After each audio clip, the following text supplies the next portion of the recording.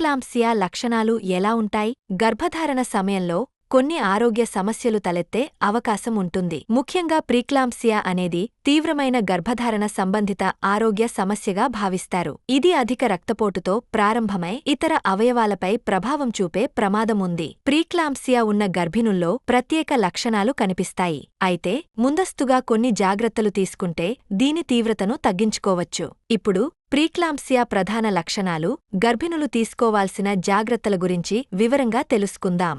చేతులు, ముఖం వాచి ఉండటం, తలనొప్పి, మసకగా కనిపించడం, కంటిలో నల్లటి మచ్చలు రావడం, కడుపులో కుడివైపు నొప్పి, ఊపిరి ఆడకపోవడం. గర్భధారణ సమయంలో రక్తపోటును క్రమం తప్పకుండా చెక్ చేయించుకోవాలి. ఆరోగ్యకరమైన ఆహారాన్ని తీసుకోవాలి. వ్యాయామం చేయడం. ఇందులో మోస్తరు నుంచి అధిక తీవ్రత వర్కౌట్లు లేదా యోగా ఉంటాయి. ఎక్కువగా బరువు పెరగకుండదు, ఒత్తిడికి దూరంగా ఉండాలి. శరీరంలో సరైన రక్త ప్రసరణ ఉండేలా చూసుకోవాలి. ఇలాంటి జాగ్రత్తలను పాటిస్తే గర్భధారణ సమయంలో గుండె సంబంధిత సమస్యల తలెత్తవు.